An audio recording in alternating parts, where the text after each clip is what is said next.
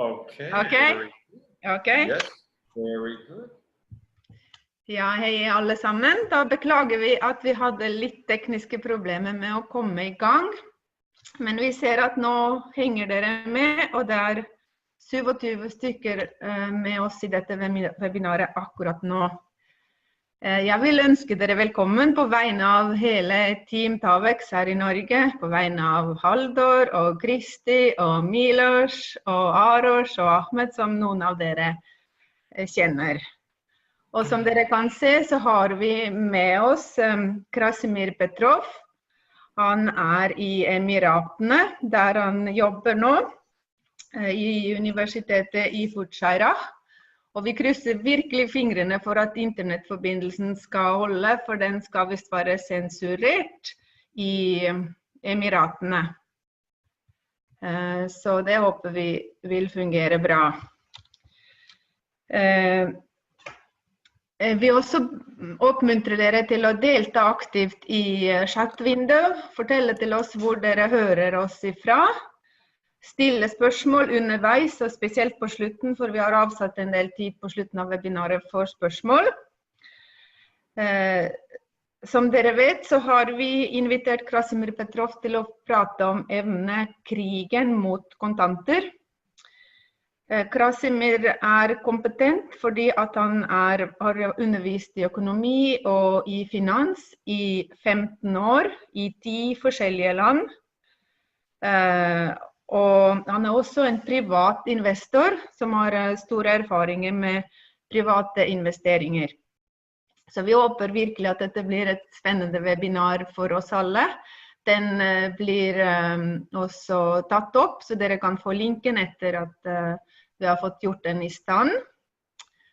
Vi skal avslutte ca. klokka 8, slik som det var planlagt. Og helt til slutten så har vi spart 2 overraskelser. Her har jeg en liten overraskelse som jeg ikke vet engang hva det inneholder. Den vil bli trekt ut til en heldig deltaker som er med oss helt til slutten. Og vi har også med et webinartilbud som vi informerer nærmere om på slutten av webinaret. Så vær aktiv, still spørsmål og vær modig. Og så håper vi virkelig at internettforbindelsen med Emiratene holder de 2 timene som vi har boket inn. And now, Krassimi, it's your turn. Welcome to us. Welcome to us in Norway. We are very happy to have you here, and we are very excited to learn from you. Welcome and good luck. Thank you very much. It is a great pleasure, and I always enjoy when I present for Tavex. I presented 10 years ago already in Estonia, Finland, and I presented just before the stock market crash in February. I presented at the end of November. Again, I was in Denmark, and I presented also in Estonia and Finland. And it's a pleasure once again.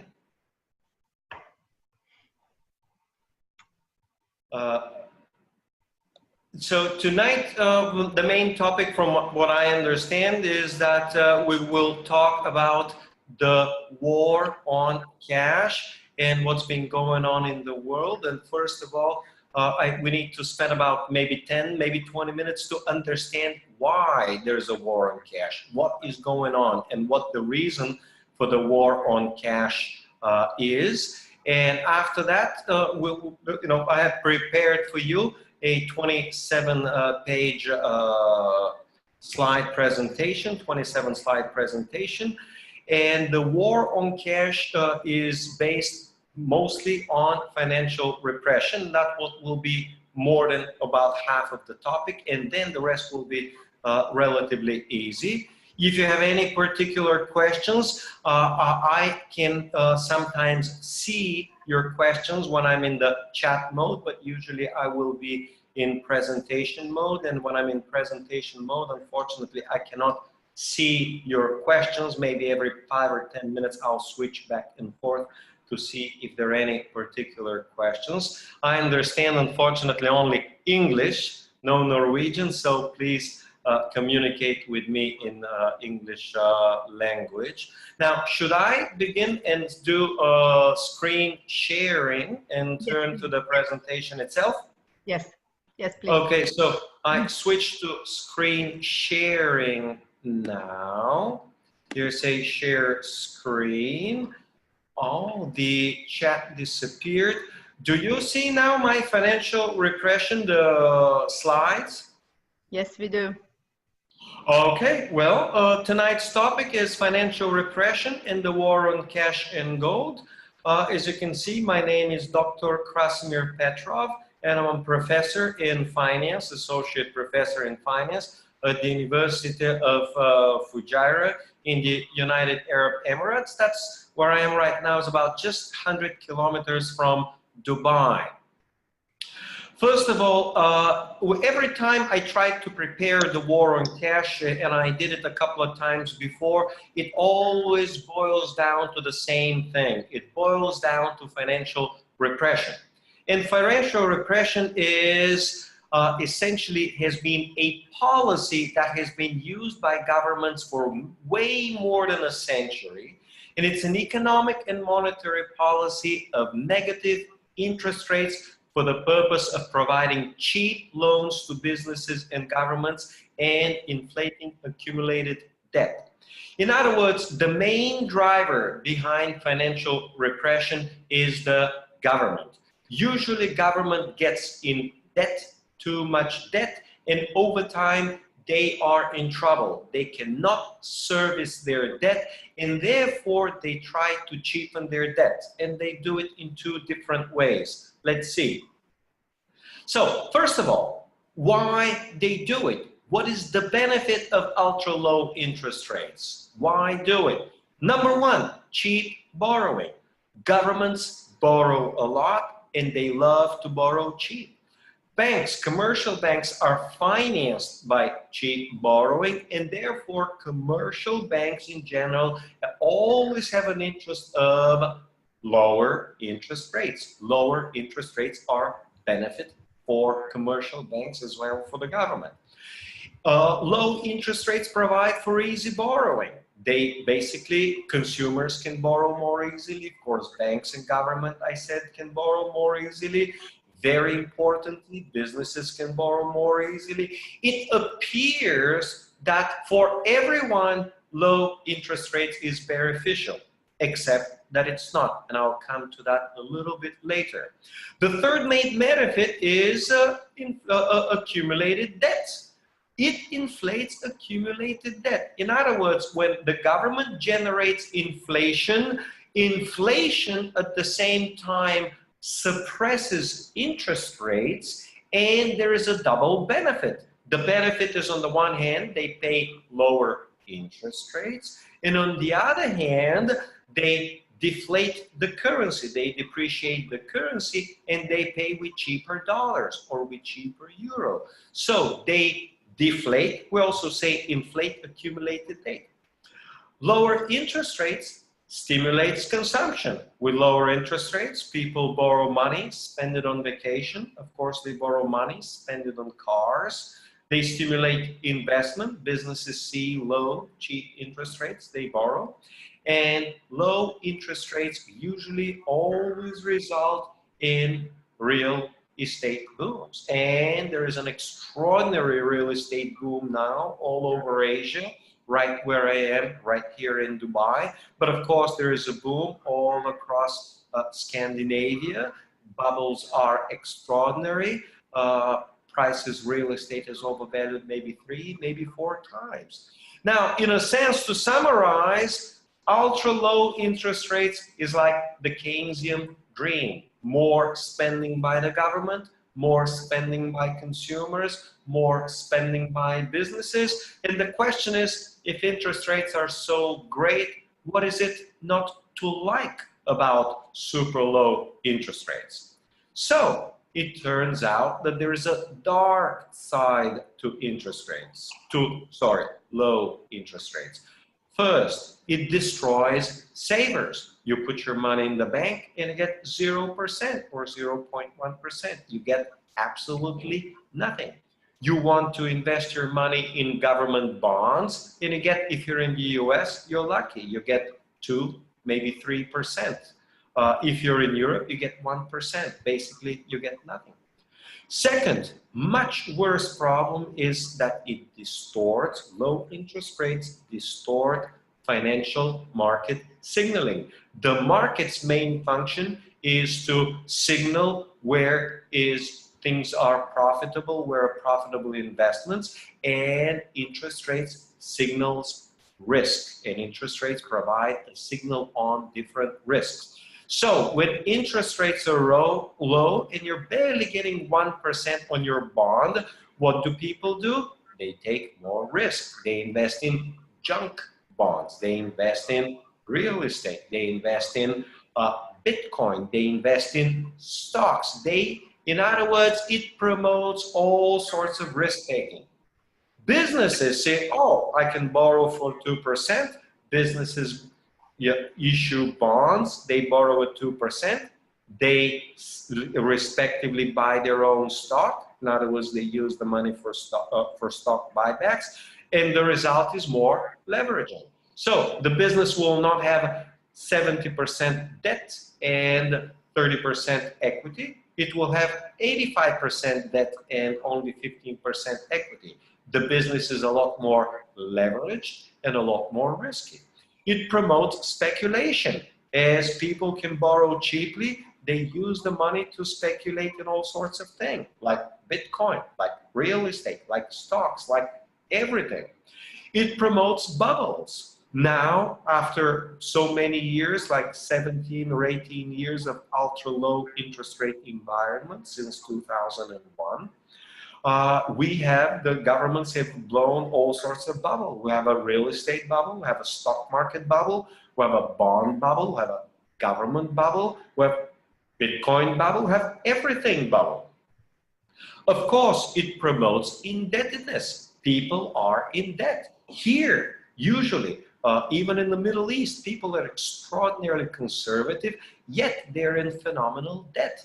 In my home country, Bulgaria, they're in phenomenal debt. When we look across the world, China, Japan, US, any country you look, Italy, of course, any country you look, they are at record levels of indebtedness. And low interest rates also signal false prosperity. People believe they're rich. People see real estate up, they think they're richer.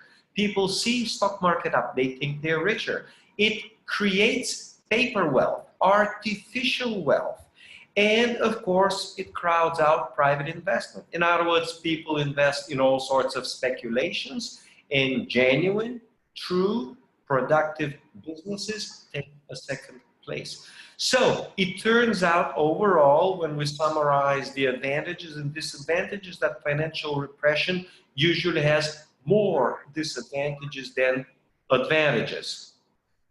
So how do governments do it? What are the mechanisms for financial repression? Again, I'm explaining, and I'm going to spend about 20-30 minutes on financial repression because it's the important connecting link to the war on cash. It's impossible to understand war on cash before you understand why they do it, why they have financial repression, and how. So how do governments do it? Number one, capping interest rates. They simply put a ceiling on interest rates. Number two, they will push through monetary policy interest rates to extremely low levels. Like Mario Draghi is pushing European interest rates to practically 0%. Second way that they do financial repression is through a captive domestic investors. They force banks and individuals to purchase treasuries. In other words, they say, oh, you have a pension fund. Pension funds must invest 50% of their funds in government treasury bonds. You have banks, and the government says you're required 20% of all of your assets to be in government bonds. And of course, that's not enough. Then the government says now you have to invest 30% of your money in government bonds. In other words, they force individuals, pension funds, mutual funds, banks, other financial institutions are forced to invest in treasuries. Capital controls. One very important mechanism for financial repression is to limit foreign investments. In other words, if your interest rates in Norway right now are 0.5%, it's more difficult, the government makes it more difficult to invest in other countries where interest rates are slightly more normal. So they limit interest rates. The example is right now China is limiting capital controls. People can't get their money out. A third mechanism is through inflationary expectations. People develop inflationary expectations. They begin to think that cash is trash, and they put their money in bonds, they put their money in stocks, they put their money in what the government recommends. Financial repression also is very important, that there is no escape, that you cannot escape into a foreign currency, that you cannot escape into gold, that you cannot get capital out. In other words, one of the most important characteristics of financial repression is to keep capital locked in and to keep it at extremely low levels. And there is also an extreme form of financial repression where governments introduce negative nominal interest rates. And this is where we get to the war on cash. It was in about 2011, 2012, when the Japanese were the first to introduce negative nominal interest rates. Later on, the Swiss introduced negative nominal interest rates, and eventually a few more governments introduced negative nominal interest rates. All right, so what is the goal? What is the purpose of financial repression?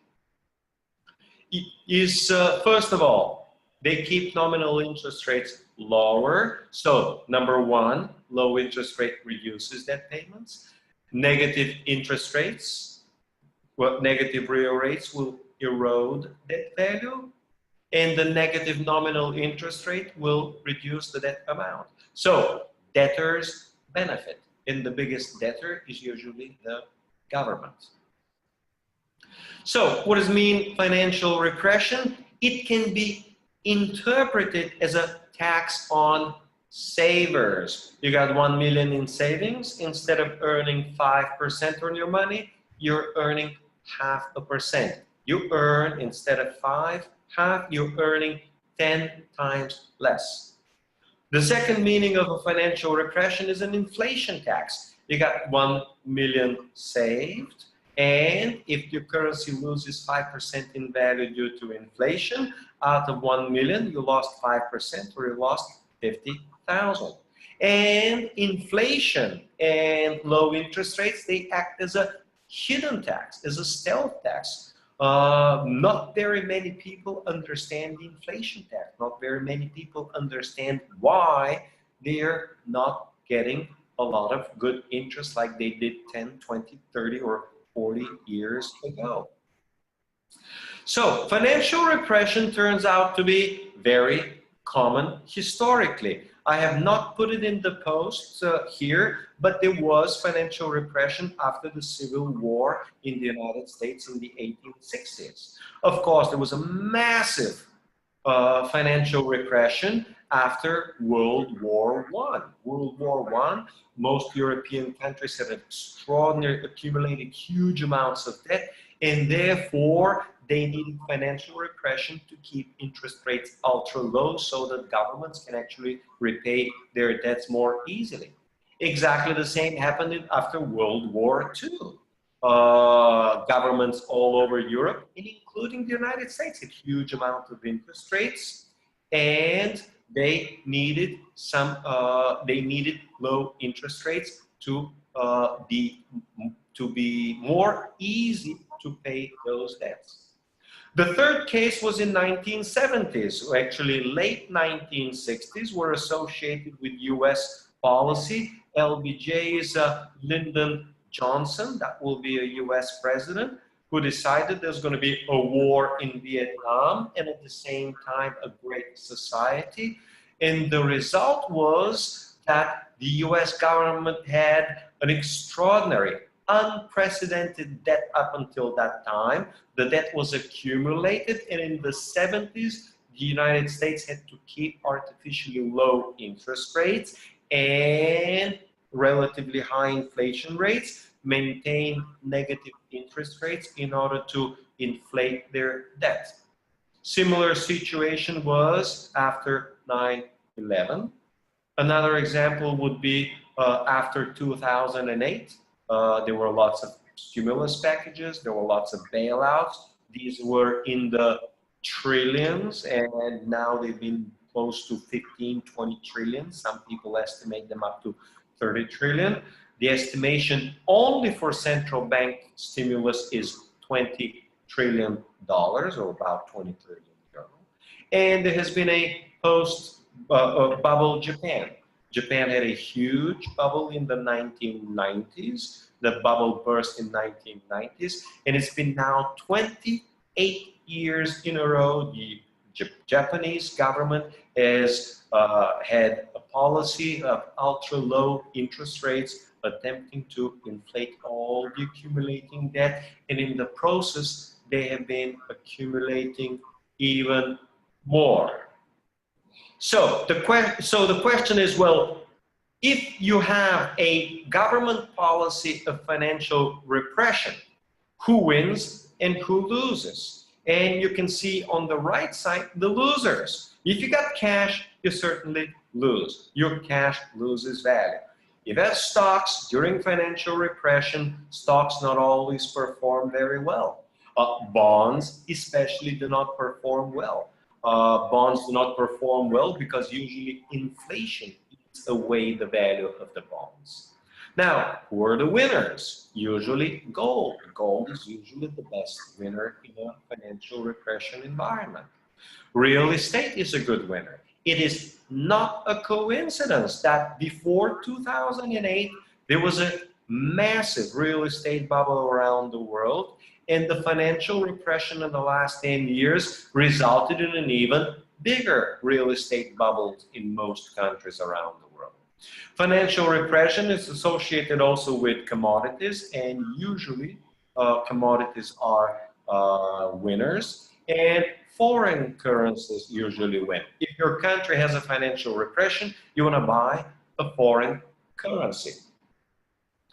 Financial repression has two different types. It may have a negative real interest rate. This would be the case in the 1970s when cash loses value, and there may be negative nominal interest rate. I mentioned a little while ago that negative nominal interest rates were first time introduced in human history, have never been seen before 2015, 2016.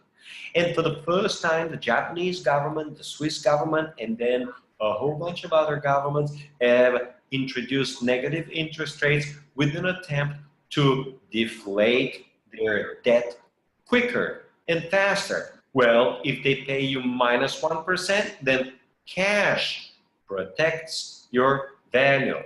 In that case, cash is good for you. So when you have negative real interest rates, cash loses, but when you have negative nominal interest rates, cash actually gains in value. So negative nominal interest rates, the simple protection from investors, besides you put your money in gold, is you just keep cash in the mattress.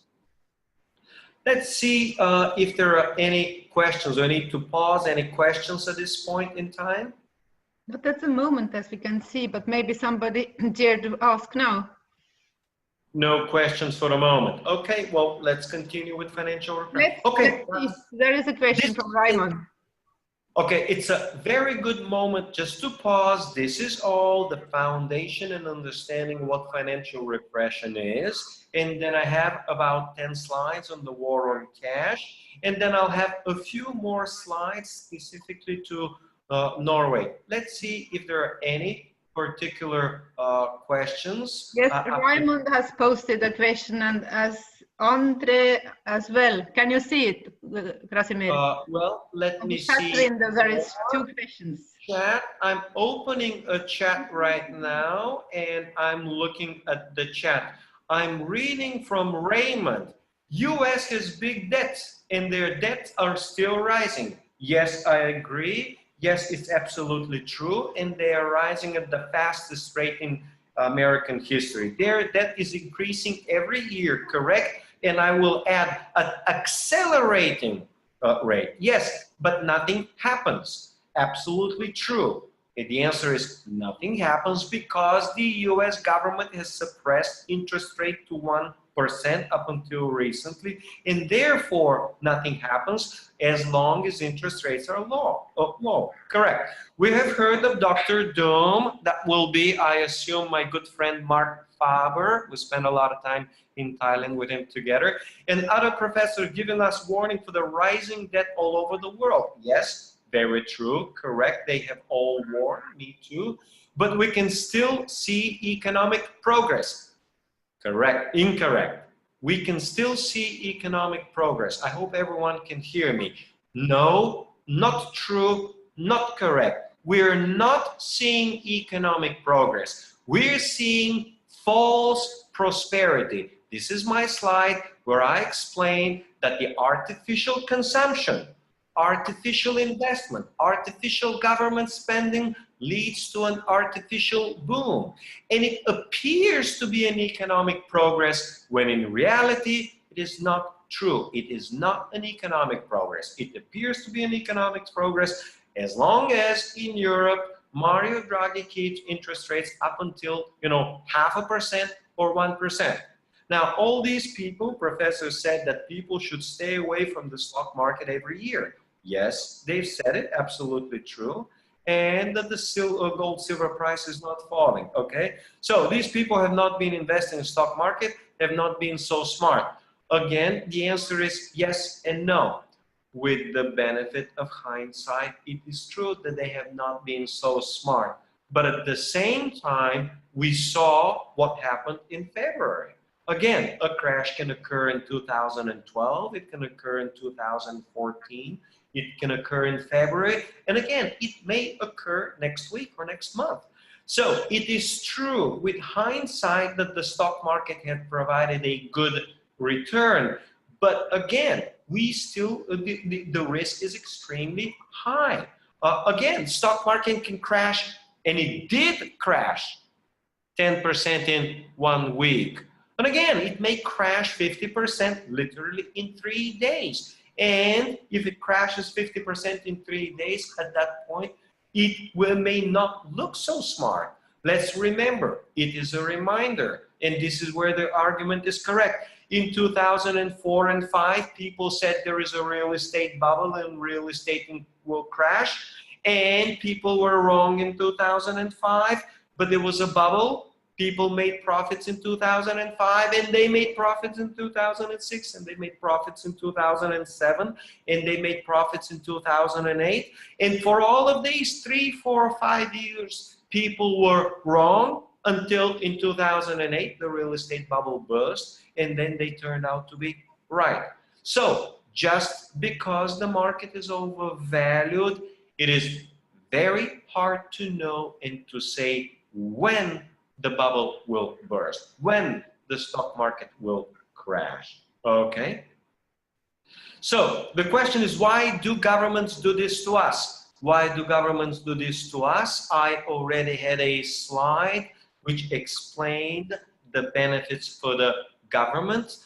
Maybe I think I can go back to slide benefits. So why governments do this? You can see the benefits are on slide number 3, because it's cheap borrowing, easy borrowing, stimulates consumption, investment, real estate boom. So these are the reasons why they do it. Let me read one more. Krasimir, yes? Maybe yes? you will explain more why governments need to do it. Yes, they need to do it very simply because if they pay 1% interest, let's say on US debt of $20 trillion, their interest payment will be $200 billion. And governments can pay, the US government can afford to pay 200 billion. But if the US interest rate would be 5%, 5% on 20 trillion debt, they'll have to pay $1 trillion US dollars. $1 trillion the US government cannot possibly pay. The US government will accelerate into bankruptcy in a matter of just a few months or a few years. But they can still afford to pay the 200,000. So they need to keep the interest rate. It is even more extreme the case of Italy. It is equally extreme the case of Greece, the case even of France. France is a huge debtor, people don't know. A much bigger debtor is Spain, Portugal, and Ireland. These countries desperately need only 1 or 2% interest rates. They cannot pay 7 or 10. Let's explain again. If interest rates rise like they did to 7 or 8%, we had the European financial crisis of 2011, 2012. Greece was on the verge of bankruptcy, and so were soon to follow Spain, Portugal, and so on. So just a short, small rise in interest rates drives governments into bankruptcy, as we saw recently with Greece, if that answers the question. Okay, so how do foreign currencies protect against repression? Okay, when all currencies are derived from the US dollar, the short answer is, unfortunately, they don't.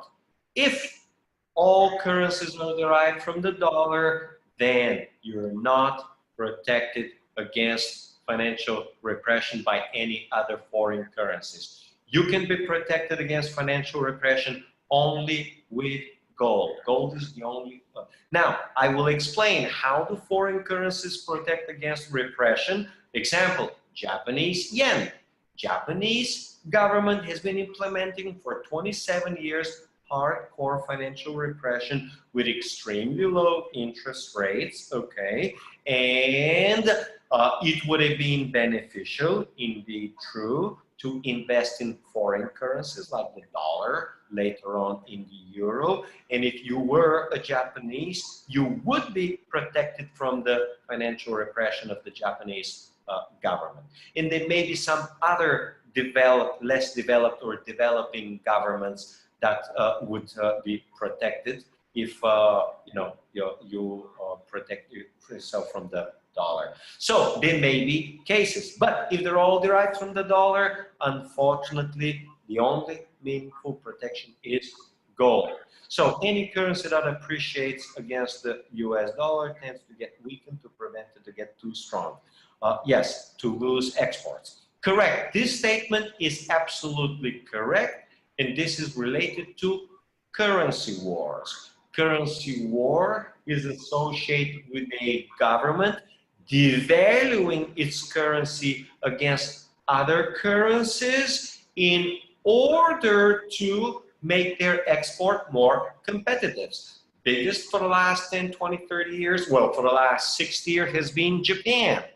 For the last 30 years, China has been always accused of keeping its currency artificially low in order to promote its export. The third has been always South Korea. They always keep their currency low. And as soon as some other currency falls, they immediately lower their currency, and it's a race to the bottom. This is where now, and I highly recommend for people to read Currency Wars by Jim Rickards, where they can understand this is the third currency war. There have been two others where it's an ongoing currency war, where every government is resorting to devaluing its currency, and the only way out of the currency wars is gold. Of course, the second good alternative is real estate, but with real estate so grossly overvalued and with real estate bubbles all over the world, now the only good, solid, meaningful alternative to these currencies is gold. Unfortunately, that is the case, and that is true. Okay, any other questions or comments, or I can continue back with now the topic of the war on cash? Any other questions? Any comments, or continue? Can you repeat the name of this writer? The writer, I will write Jim Rickards. Currency Wars. Great book. I highly recommend it. Thank you. It's a small book, 250 pages. It's very quick, very easy read. Okay. What about silver? If I understood the question correctly, yes, silver has been for the last 10, 15, 20, even 30 years has been significantly undervalued relative to gold. And it is true, an asset can be 10, 15 years undervalued relative to gold. And yes, personally, I believe silver has a lot more profit potential. In other words, I do expect that when gold and silver rise, just like they did from 2001 until 2010 or 2011, when they both peak, on the way up, silver always goes multiple times over gold. So if gold goes up by 7 times, silver goes by 20 times. If gold goes by 3 times, silver goes up by 5 times. But silver also goes on the downside a lot more. So as I believe that gold and silver have gone down for the last 4 years, we've reached the bottom about a year and a half ago.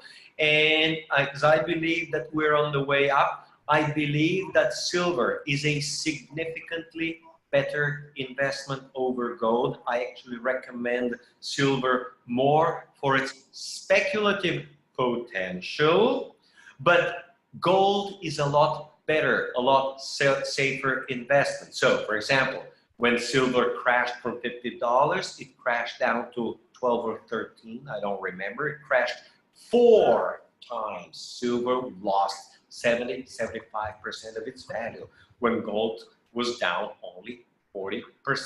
In other words, silver goes a lot more on the way down and goes a lot more on the way up. But I do believe that silver has a better speculative potential. People should keep as a protection more gold, and silver should be only the king. Next, can President Trump save the US economy by returning the USD to the gold standard? The answer is yes and no.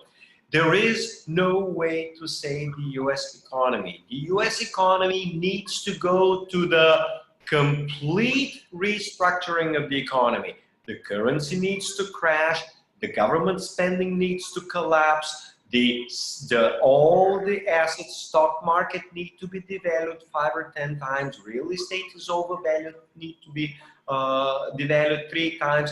In other words, there are disproportions in the economy, and it is impossible without going through a major economic depression.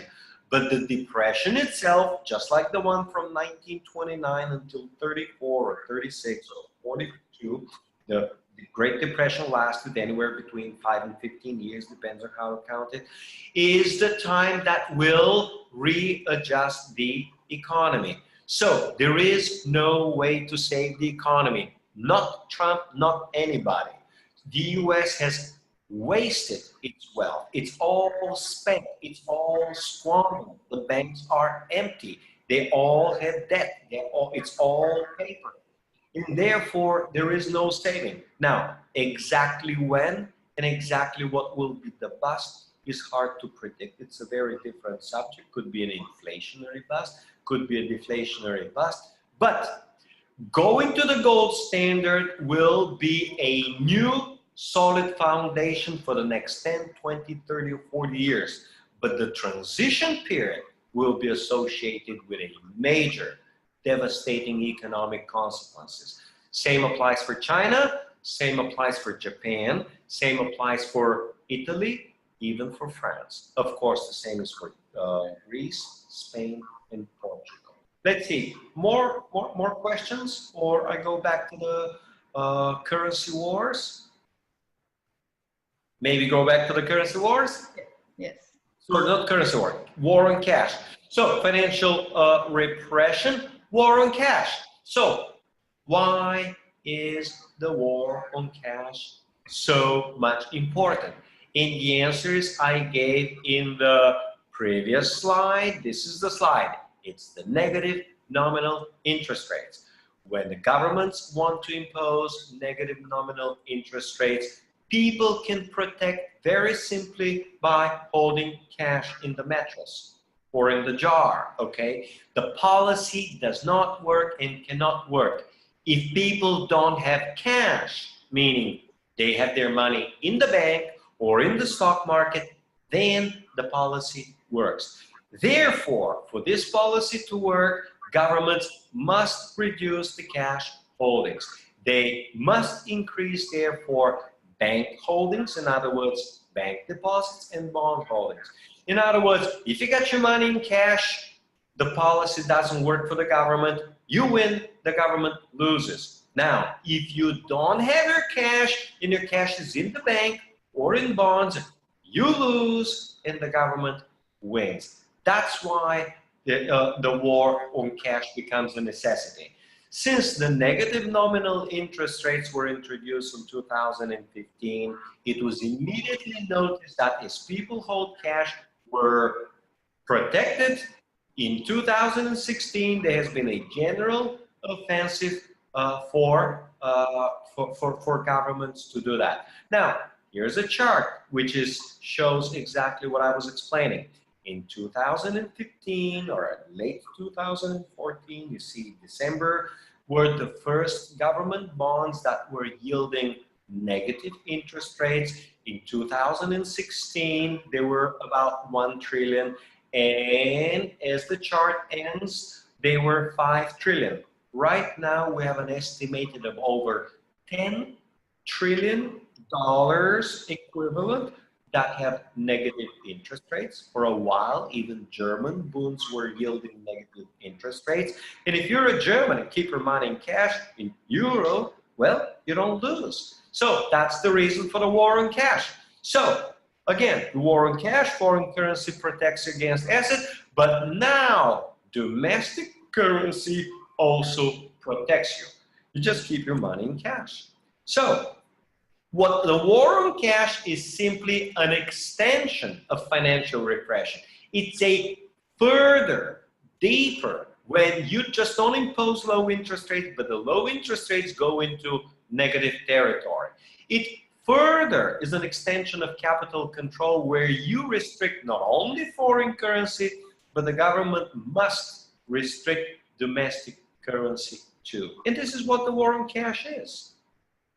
So what are the goals? Of course, to make the financial repression more effective. And another goal that may be hidden and it's not advertised is that they want to prepare the banking financial system and the government, excuse me, for a monetary reset. Now, what does the monetary reset mean? A monetary reset simply means that when things go horribly wrong with the banking system, they can shut down the whole financial system and reissue a new currency or replace one currency with another currency. So it is believed and it's actually expected that as people begin to panic and there's a stock market panic and so on, example, Cyprus, just a few years ago. Example, Greece, just a few, 3-4 years ago. They can shut down the banking system and then they restart the whole financial system with a new currency, replacement currency, or different things. But for this to work, cash has to be in the banks and not in people's pockets. So, how is the war on cash done? Number one, legal restrictions. You want to buy stuff? You cannot, for example, in my home country, you want to buy a car for more than 5,000 euro, you got to make a bank payment. You want to buy a house, property, you got to make it through the bank. You got to put your money first in the bank. Number two, pure propaganda. Governments tell you that terrorists use cash. Government tells that criminals use cash. Government tells that tax cheats use cash. That's exactly what the Norwegian government was telling their own people what is it, a few months ago? I'll have it in a later slide. Of course, they make a war on cash by making cash inconvenient, by removing large denominations. So you want to make a large payment, you need a big stack of money. And of course, by introducing fear. They say, oh, you can keep your money in cash, it can be lost, it can be stolen, it can be eaten by mice, it can burn, it can happen a lot of things to your cash. If it's in the bank, it is safe. Of course, that's also part of the propaganda. So that's how governments do it. So, example with transaction restrictions, EU had proposed, and recently the legal limit is 15,000, and they proposed to reduce it to 10, but hasn't been introduced. Spain has been desperate and gone down to 1,000. France is down to 1,000. Greece is currently up to 500. Germany was down to, it was to 15 and proposed 5,000. So, which are the countries that are the leading countries in the war on cash? Well, Sweden, Norway, and Denmark. These are the countries that are farthest. Now, the government may be more subtle. Sometimes they make it simply through preferences. You like it. It's more convenient.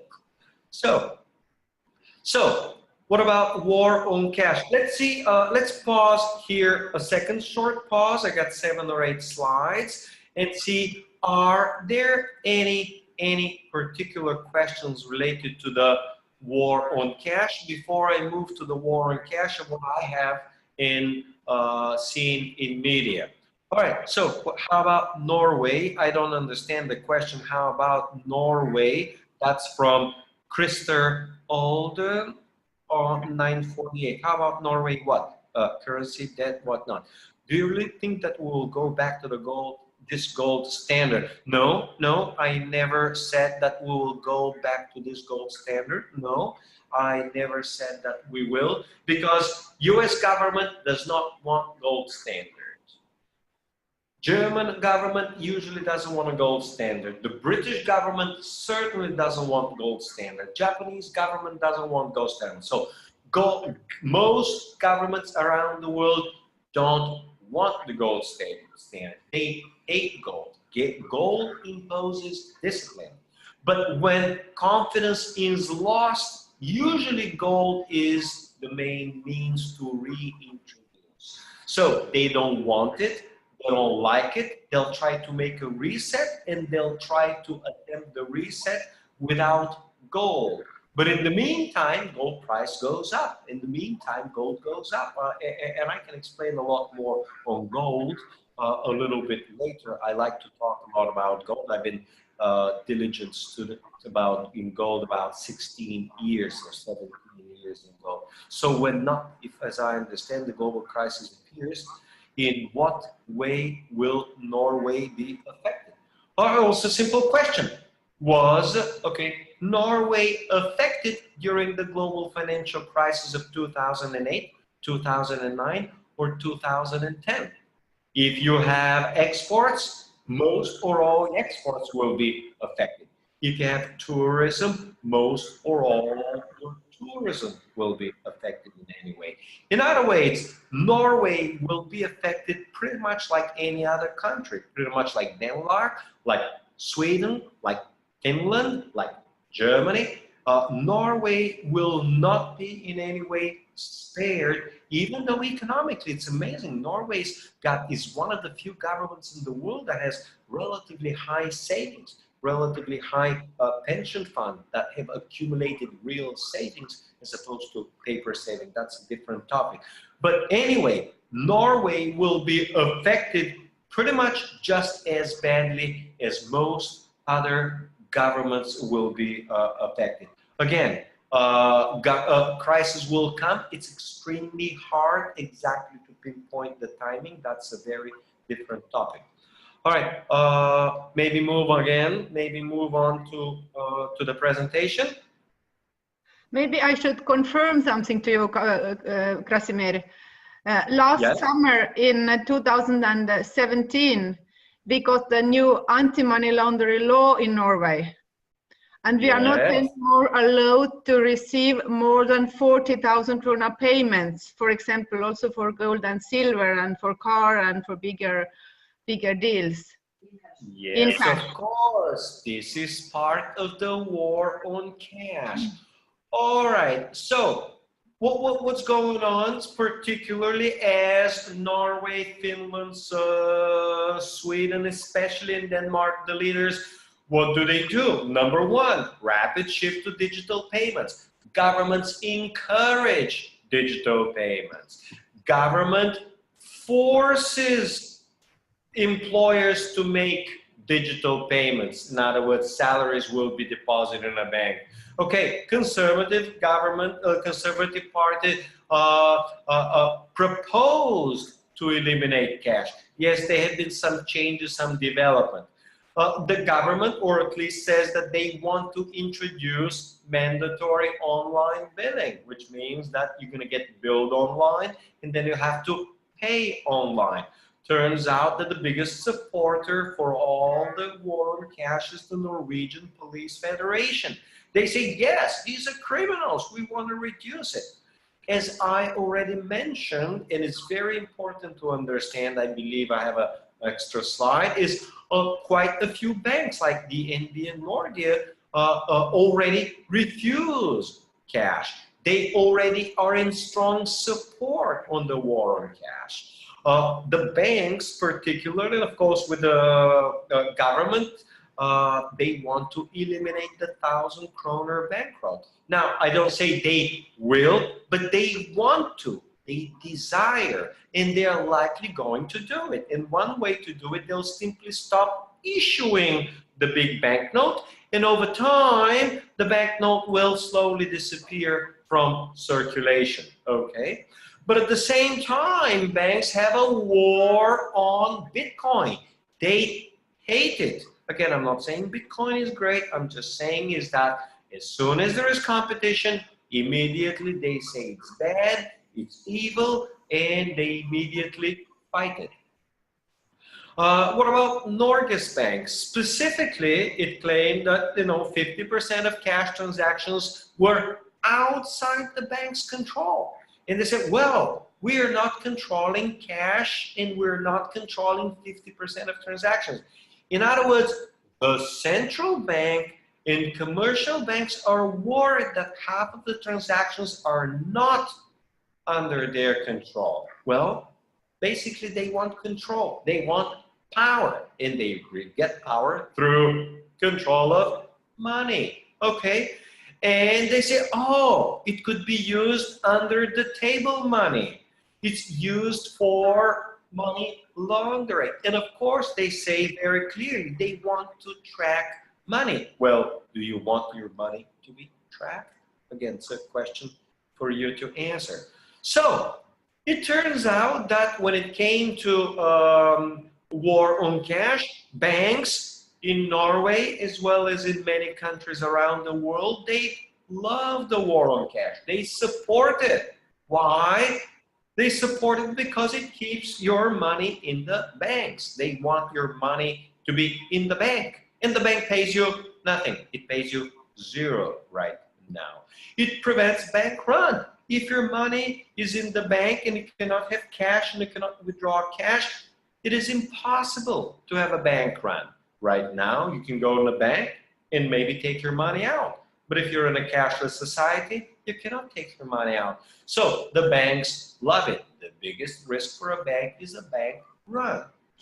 Next, it allows banks to charge you negative interest rates. Great, banks love it.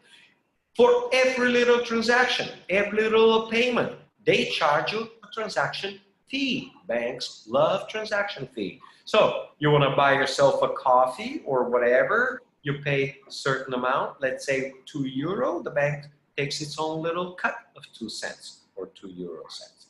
Oh, if your money is in the bank, they will introduce bail-ins. This means that they will take a cut from your deposit to compensate the bank for bank's bad lending.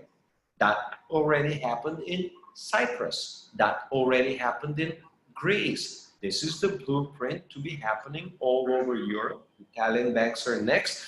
So that if your money is in the bank and I got to claim, let's say, €200,000, they say, well, you're losing 20% of your deposit is a bail-in. And it allows taxing every transaction, okay?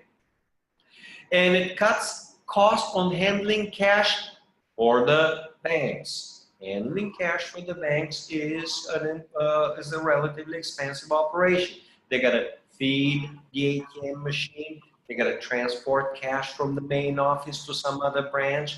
In other words, cash is associated with logistical operations, with security, with the cost of robbery, theft, insurance, and handling cash has some costs. If the society is relatively cashless, it cuts on those costs for the banks. And of course, it reduces the risk of bank robberies. The bank wouldn't have a lot of cash either. So banks love people not to have cash. Banks love and support the war on cash. And these are the 7 or 8 main reasons why banks support it. All right. Well, the war on cash. Countries with highest holdings of small dollar bills. Surprised. I was honestly, I admit, very surprised when I found the statistics that the countries which are farthest and most brutal with the war on cash and financial repression. Number 1, the biggest has always been Japan, has the highest holding on small dollar bills. In other words, turns out that the government imposes a financial repression on savers, and the Japanese turn out not to be stupid. They hold dollars. Turns out Norwegians aren't stupid either. There's a war on cash and financial repression. What Norwegians do? Hold cash. I was very surprised when I saw that the top 3 countries in the world are Japan, Norway, and Sweden. And this is exactly what people do. They protect themselves. And this is where we see a good illustration. The bigger and the more massive is the financial repression, the more people respond. Next, it turns out that if cash is a protection in financial repression and the war on cash, gold is an even better protection.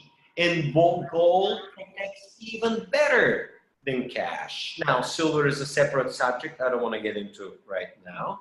And therefore, during a war on cash and a war and financial repression, gold is an even better way to store your money. Now, I'm not saying invest everything in gold. I'm saying no, you should park a good chunk of your savings, 10, 20, 30% in gold.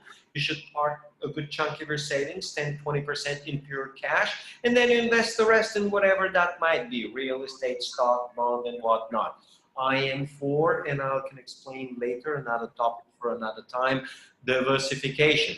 But you need to have a good amount of your assets, good amount in cash in gold, 30, 40% out of your total assets. So gold is an outstanding protection. It protects against financial repression, and it protects against, equally well against the war on cash. So the war on cash has certain mechanisms. Of course, purely legal. Government just prohibited, like the US prohibited from 34 to 73 for close to 40 years. Just propaganda. I was amazed. I mean, it's a great story. I had a while in 2002, 2003. I had some gold in the United States. I left it with my brother, just a little bit, a small amount of money. My brother is scared. He thinks it's dirty. He thinks it's criminal. He thinks it's something wrong with it. He doesn't want to touch it. He doesn't want to see. He doesn't want to say, hey, my brother, can you go and sell my gold and, you know, just get the cash? We're talking about a small amount of money, like $5,000, $10,000, a small amount of money.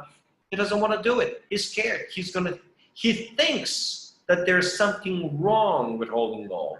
He's scared. He says that he will be immediately a suspect for something like that. He doesn't want to touch it, all right? He says he doesn't want to see it. So it's very important to understand that propaganda works, and it works for most people. And most people, when I talk, they say, no, I don't want to touch gold. No, I don't want to hold it. No. And of course, gold is manipulated to scare investors out of gold. It's in the last 3 or 4 years, a lot of people got scared. They had invested in 2007, 8, 9, 10, 11, and then they got scared out of gold. And of course, one of the best mechanisms to have a war on cash is keep people ignorant. It's not in the media. It's not in the textbooks. It's another topic for another time.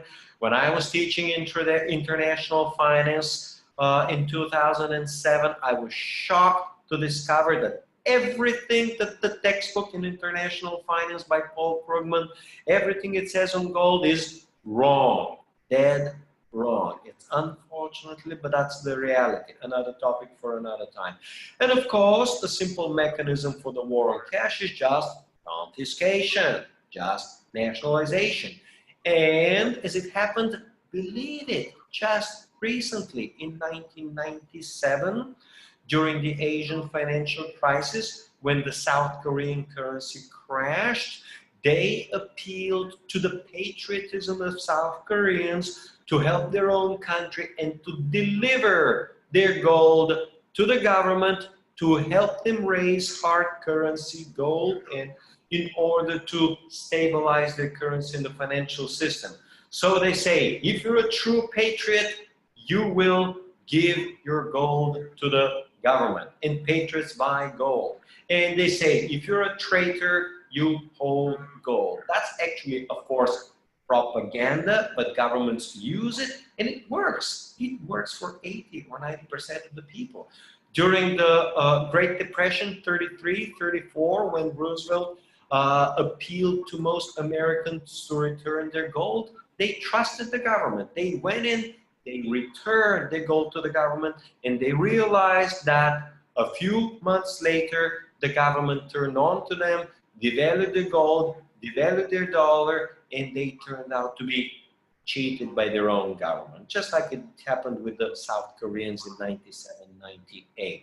So, different mechanisms for the war on gold. It is not yet going aggressively, but as gold, the price of gold begins to rise and keeps rising in the next couple of years, there will be more on the war on gold. The war on gold is coming, not yet raging, but coming soon.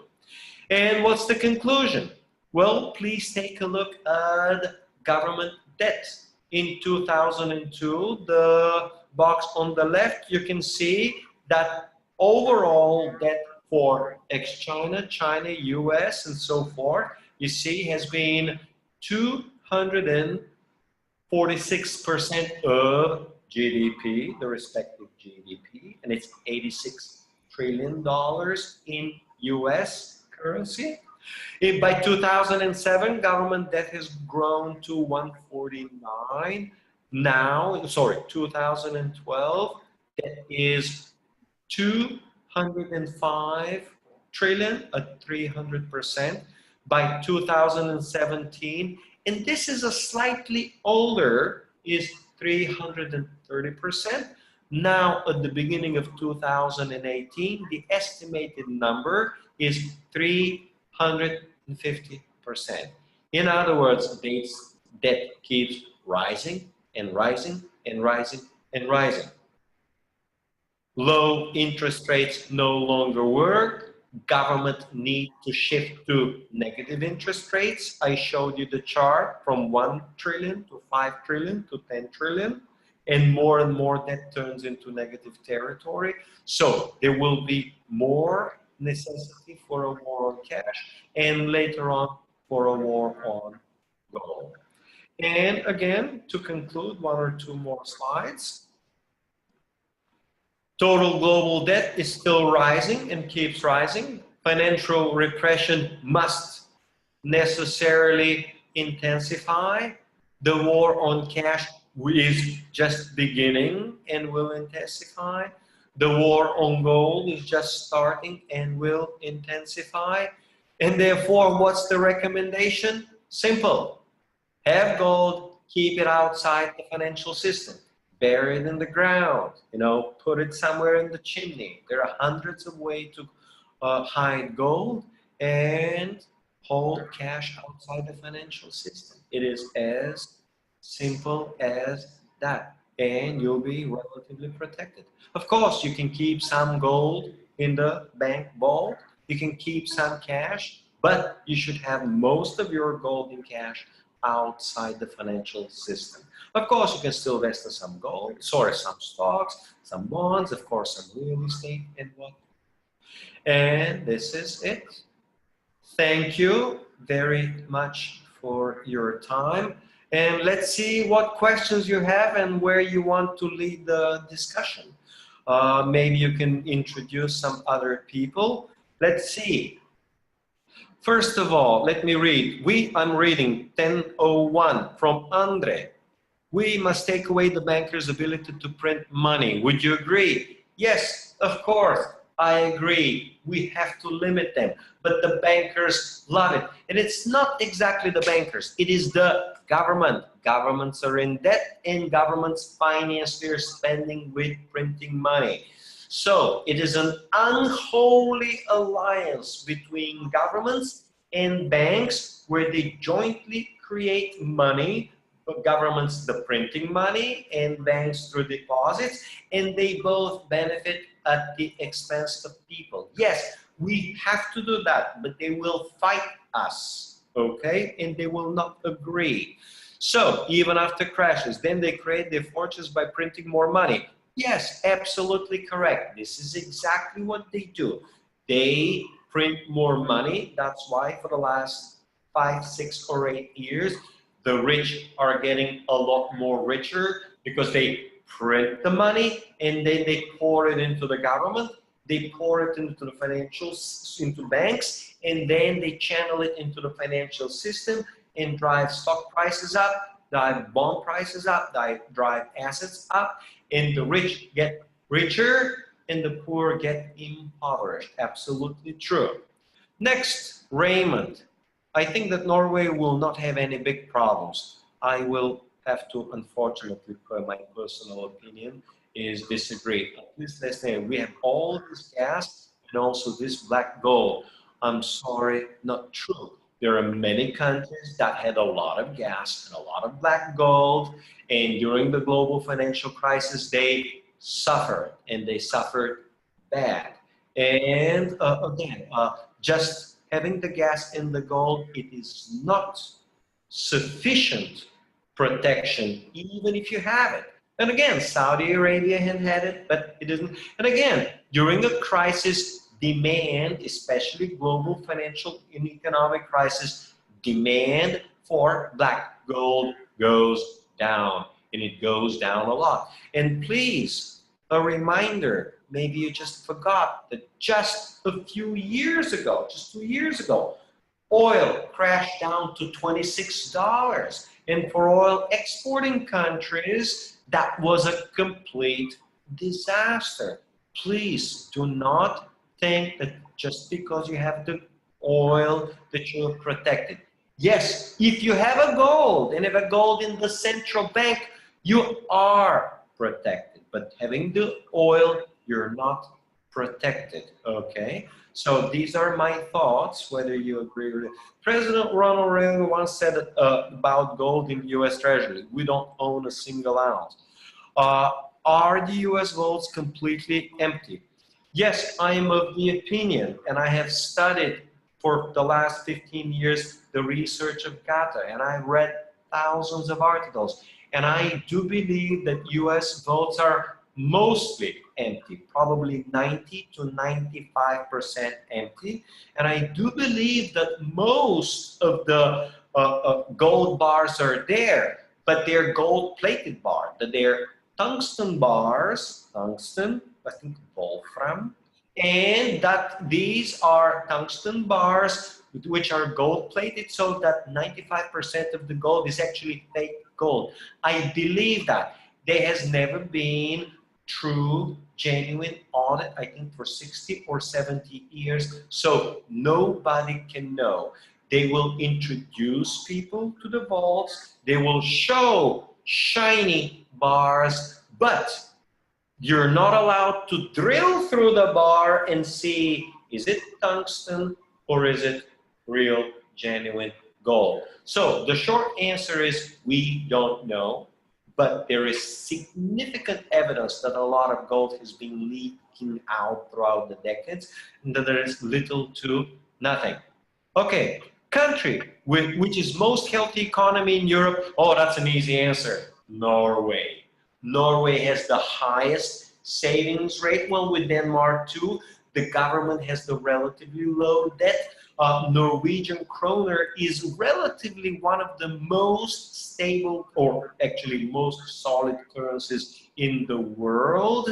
And it's definitely better than euro, definitely better than the US dollar. So in a sense, the currency is one of the best in the world, but again, it doesn't mean that you have a good protection. But the Norwegian kroner is a very good diversification currency. In other words, you should hold some euro, but not too much. You should hold some dollars, but not too much. You should hold some Norwegian kroner, but not too much. And you should have an about equal amount of gold, maybe even twice or 3 times more in gold. My ratio for me, gold to currency, is about 5 to 1, 8 to 1. You know, I keep the bulk of it in gold and some silver. All right, let me read. We're supplying you with oil and gas. Okay, you will not have this gas from Russia in the future. Yes, that's true, correct. I don't deny that. But if the price of oil or gas falls significantly 2, 3, or 4 times, you might not be profiting a lot. Just because you pump it and just because you sell it does not mean that you profit. Example, Iran. Example, Russia. Their costs of producing and delivering is so high that at current pricing they're making almost nothing. Just having it is not good enough. You should be able to pump it at $5 per barrel and sell it for 45 and pocket 40. Now there's only one country in the world that has a $5 gas, and it's Saudi Arabia.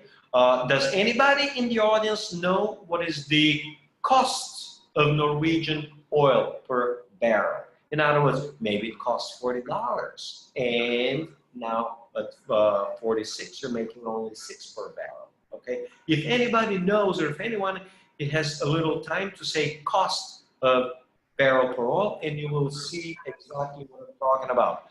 Next, why keep cash outside the banking system if inflation steals its purchasing power?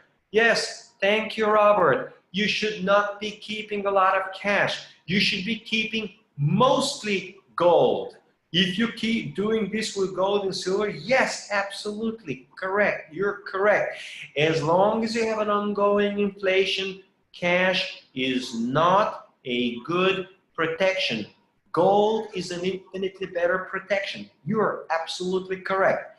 This is exactly my reason why I said I'm keeping 5 times more gold and 5 times less cash. Yes, I'm just making an example, not true, not real numbers. If I'm having 50,000 in assets, 40,000 I'll keep in gold and 10,000 I'll actually do keep in cash. Yes, absolutely, you're true. You should keep in cash, but not too much. A small amount is reasonable. Let's see. Doing this in gold and silver, incorrect. Okay, are you protected with silver? The answer is yes. Silver provides a very, very, very good protection. In some ways, silver is a better protection. So I do believe that you're equally protected with gold and silver. Silver provides on the way up a lot better upside, but on the way down, as it happened between 2011 or 2012, 2016, it falls on the way down. So you're protected, but gold provides the more stable value. If you need, for some reason, to sell quickly, you may have to be forced to sell silver at a greater loss than gold. So I actually would say it is much better for you to diversify. You keep half of it in gold and half of it in silver. Now, I personally recommend keep, let's say, out 100%, keep, let's say, 60% in gold, 30% in silver, and in cash. This is just a recommended proportion, and you can adjust a little bit. All right, again, if I bought gold in 2012 and I would have had 11% profit in these years, I don't think we Norwegian is satisfied with so low profit. Well, this profits could very likely look absolutely fantastic and an amazing return if you got a 60 or 80% stock market crash. If bonds fall 30 or 50%, if your real estate crashes 50 or 80%. Now, my understanding from my own research is that Norwegian, I was already in Copenhagen, real estate's about 3 to 4 times overvalued. If real estate falls 50, 60, 70%, so you get a minus 60%, 11% plus sounds good. Again, I'm not saying it's great, but again, you cannot just look at one little period. You also have to look at the risk for the same period of time. And that's why I'm saying this is the purpose of diversification. You're gonna have some part. Let's try and clarify the so-called Jewish rule. The Jewish rule is the following: you keep 1/3 in cash, you keep 1/3 in gold, and you keep 1/3 in real estate. Well, the modern rule is you keep 1/4 in cash, you keep 1/4 in gold, you keep 1/4 in stocks, and you keep 1/4 in real estate. And you're well diversified. Yeah, gold may be down, but you're gonna make it on real estate. Yeah, stocks may crash, you're gonna make it up on gold. That's the proper way to go about. Now, can you say something about the near future of the Norwegian housing bubble? Again, I can explain. That's a very good question. It is extremely hard, absolutely impossible to time the bursting of a bubble. Yes, it's a bubble, and bubbles tend to grow and grow and grow until they crash. And it may crash in a month, it may crash in a year, it may crash in 2 years. Hard to impossible. It may be a global financial crisis that will trigger the crash. It may be an internal problem. It may be a whole bunch. How, when a bubble bursts, it is next to impossible. I have never seen top professionals being able to decently well pinpoint the bursting of a bubble. This is the hardest job. But you just saw what happened with stocks. You saw them on, there was a little scare on February 2, and on February 5, huge crash. Then 2, 3, 4 more days, a nice crash. And that's, again, just a 10% crash in a week, and that's nothing. You could easily get a 20% crash in a day. You can easily get a 50% crash in a week, okay?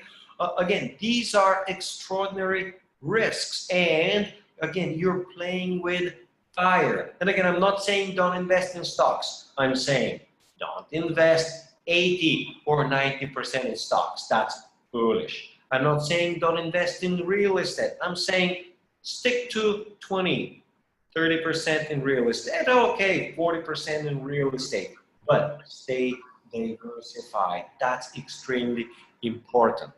Next, silver, the same period. Yes, that's true. That's why I'm saying you need to be diversified. Yes, gold and silver are a little bit down, but stocks went up. Well, stocks went down, and yes, that's a very interesting observation from last month during the big stock market crash. We're talking about February 5 to February 8 or 10.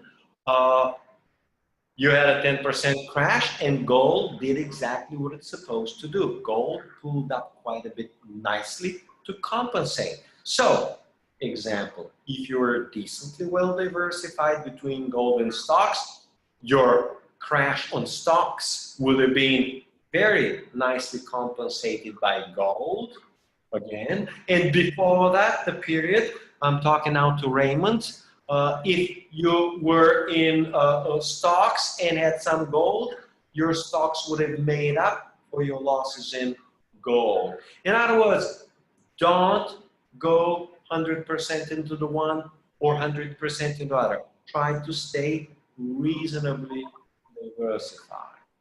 Okay, let's see. More questions. I think I was, first of all, did I cover all questions? Is there any question? Do you know I think you jumped over one. The I missed. Yes, apologize. I missed apparently one question from Krister Yes. from 1016. Do you know why M2 was doubled in early 2015? Yes, M2 doubled in 2015. There has been a massive crisis on the euro-dollar market. Euro-dollar market, there was massive shortages all over the world. Euro-dollar interest rates spiked big time. There were shortages all over the world. I mean, the main markets are in London and in Hong Kong and in Singapore. These are the major euro-dollar markets. It was such a massive shortage that they had to pour in huge amount of base money so that they can support the euro-dollar market. Otherwise, shooting sky high euro-dollar interest rates would have crashed more than estimated $100 trillion of debt. I repeat, $100 trillion of debt tied to the to the LIBOR, into the euro-dollar currency market. With shooting interest rates on the LIBOR, $100 trillion would have to be re-pegged to a higher interest rate. And that would have been devastating for the asset markets. So they had to pour in and increase the M2 money supply in order to bring down the LIBOR interest rates. So this is my good understanding. Let me try to remember. Euro-dollar university. I will type it. Euro-dollar university. Please search this one. It should have been about approximately 2 or 3 months ago. Let me open my phone right now. It will take me less than 10 seconds to see the reference. It is on Macro Voices. And if somebody searches for a name, there's a guy's name, I think Luke Grumman, I don't want to make a mistake. There's Euro-Dollar University, is about 5 lectures, 5 audios, and these 5 audios are about the euro-dollar market, the history, the development. There's been a more recent development of the euro-dollar market. I highly recommended people to listen to these. They are very educational. Most professors in finance don't know, don't understand this stuff. I had to study this extensively. I teach a lot of this stuff, and I learned a lot from these particular recordings. Can somebody pull the name on Euro Dollar University, pull the name of the person? With Eric Townsend is the interviewer, and the expert on Eurodollar University. These are usually in MP3 forms, and you will get a lot more in depth. Also, I would like, yes, to thank the person who corrected me that it's not Jim Rickards, but it is James Rickards. Yes, this is the true, this is the correct name on currency wars. Okay, let's see what else we have. I have a good time. What is my view on cryptocurrency? Okay, cryptocurrencies in general, and I repeat, in general, not Bitcoin, have a bright future. Cryptocurrencies is where the future is. But when I say cryptocurrencies, I always repeat, usually 3 times, I talk about blockchain. I talk about the blockchain technology. Blockchain technology is extraordinarily valuable. Blockchain technologies is a game changer. Blockchain technology has a bright future, but it doesn't mean that Bitcoin has a bright future. Bitcoin is one single application of the blockchain technology. Then there is Ethereum, then there is whatever, then there are right now 1,200 cryptocurrencies. And if you ask me, like it was in 1994, 1995, well, does Internet have the bright future? The answer is yes. But which particular application will be the successful application? You cannot possibly know. You can't be sure that there will not be the next currency which is better than Bitcoin, and then a third currency better than Bitcoin. In other words, you can compare the blockchain technology and the cryptocurrencies to the internet, and then you can compare Bitcoin to a particular website. And one website, one web application could be successful, or it could be a failure. It could be successful for a while and then replaced by another better competitor. And the same thing applies particularly to cryptocurrencies. Bright future. Again, same thing about Ripple. Fast transferring system, yes. But again, it may be that the next best cryptocurrency will replace Bitcoin. It will replace Ripple. Again, at this point, it is very hard to know which particular cryptocurrency will be a winner. And for example, I'll just give you a good example. If the Swiss government has a Swiss crypto franc and they say that it's protected by the government, it's as good as the Swiss franc, and it has a convertibility 1-to-1, I would be a buyer. I would love to have a crypto Swiss franc. Why? Well, I'm right now only 100 kilometers from Dubai. I want to send me some money to my dad. Sure, I'll shoot it over with a Swiss franc, and he can collect it, or he can keep it as a Swiss franc, or collect the Swiss franc from a local machine. Now, with a Bitcoin, I'm scared. By the time I get the Bitcoin, by the time I send the Bitcoin, by the time he cashes out the Bitcoin could have crashed 10%. Hard to know. So what I'm saying, and I'm having a very good point, if a particular central bank backs a particular cryptocurrency, especially backed by the national currency and with some gold, it may begin to displace other private or completely decentralized currencies. And this is what the Russian government is currently doing separately for a standalone Russian cryptocurrency. The Chinese government is doing the same. So again, the competition will be brutal. The future is bright, but trying to pick the winner, I don't want. I can't. No expert in the world. Now, you want to make money with cryptocurrencies? I got a good recommendation. Find a good, smart, sharp, sophisticated guy who knows everything about cryptocurrencies. He will invest in a portfolio of 20, 30 highly good cryptocurrencies, and hopefully he will make some money for you. You want to speculate in crypto? Good, go for it. You have some money to lose? Good, go for it. You want to be safe and protected? Stick to cash, stick to gold. Now, Norway has the third or fourth high private debt per household in the world. Yes, that's very true, unfortunately.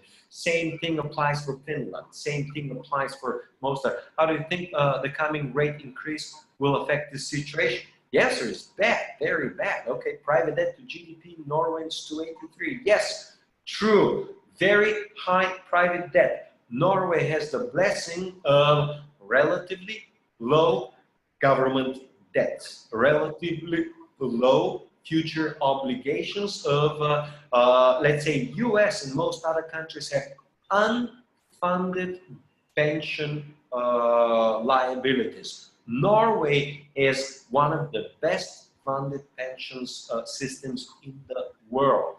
And that makes the overall economy slightly better than the rest of the world. Again, even slightly better, many people think, than, let's say, Germany. Of course, a lot better than Britain. Britain is a complete disaster. That's another topic for another day. Okay, do you think the coming rate into bursting housing bubble? Yes, of course. As long as you have a coming interest rate increase, sooner or later, it will burst the real estate bubble. We have a good estimate, and that's a good, it's called the rule of thumb. The rule of thumb is 3%. A 3% cumulative increase in interest rate affects seriously the real economy, affects seriously the stock market, and affects seriously the real estate market. So a cumulative increase of 3%. Now, personally, I've not followed the rate increases for the Norwegian kroner. Maybe somebody will write on the screen from what percent to what percent, because I follow all interest rates around the world, but I don't have them currently in my mind. How many times you have increased, and have you increased like all the others by 25%? For example, the ECB, Mario, hasn't pretty much raised interest rates at all. So will it burst? Yes, as long as the central bank goes up 2 or 3% cumulative, the interest rate bubble will burst. All right, let's see. Some central banks are holding gold. Yes, true, correct. China, yes. Russia, yes. While others like, well, why not? Well, some central banks, sorry to say, are not smart enough. Some central banks are not provident. Some central banks don't understand. Some central bankers may be under pressure from Big Brother UK, from Big Brother US, that you cannot have your gold and keep it with you. And others will not be subject to pressure. Russia will say, the hell with you. We will buy gold. We will have our gold. Even Germany cannot have its gold. They have it, but they don't have it. It is in, most of Germany's gold is in New York. I hope you understand. A good chunk of Germany's gold is in London. I still understand a lot of it is in London too.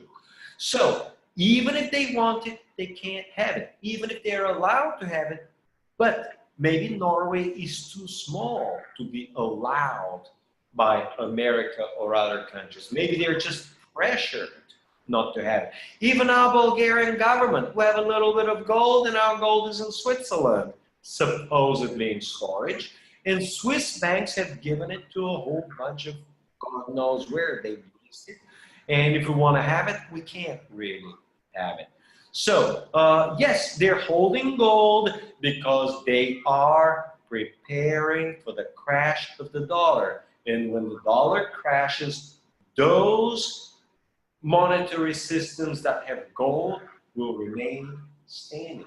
And Russia prepares, and China prepares. And for a while, Germany was preparing by repatriating most of its gold from other foreign storage locations.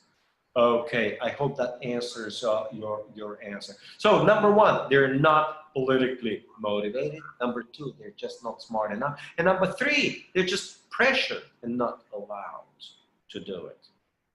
Let's see, more questions. There is a question from Bjorn we jumped over. If you can go. What time? What time? 7:33. 33, 10:33. What is my current? All about central banks. Are they privately owned? Yes. The Fed is privately owned. The ECB is practically privately owned. The S&P is practically privately owned. I am honestly not sure about China. Honestly, I don't know the exact structure and the exact ownership and the exact control of the Chinese central bank. I honestly don't know. But almost all, let's say most central banks around the world are well known to be privately owned. And for most of them, the Rothschilds seem to be behind all of them. All right, so what do I think about the gold-silver ratio? The short answer is I think right now the gold-silver ratio is extremely high, unusually high. I believe that while gold is undervalued relative to stock and relative to real estate, silver is 2, 3, or 4 times undervalued relative to gold. So I think that right now the timing is absolutely perfect for buying silver. And I believe right now the timing for silver is slightly better than gold. And you will tell me specifically for Norway, do you have a VAT on silver or not? If you don't have, I recommend silver more. But if the VAT, I say, well, get some, but better don't pay the VAT. Depends how much is the VAT. In Bulgaria, it's 20%. I don't want to pay 20% in Bulgarian VAT. I don't want to do that. I mean, when I was last time in Estonia, I bought some silver, and but it's without VAT. Say, oh, I love it. I'll buy it. If that answers your question. Is Switzerland a safe harbor during a crash? Please specify the meaning of the word safe harbor. What does it mean? In Switzerland means what? Means from a war, means that if European banks shut down, that Swiss banks will not shut down, or it means you have a safe deposit box in a Swiss bank. Will they allow you to access your, in what sense is a safe harbor? In general, is an economy that the economy will not crash. Let's see. Okay, no VAT on coins in Norway. Is this true for silver coins too? Yes, yes. Oh, that's true. If I were, I would honestly, enthusiastically recommend buying a lot of silver coins. I'm talking about the kilo coins. I'm talking about the kilo. What about bars? Is there a VAT on bars? Yes. Yes. Oh, well, that's the case. Very easy answer.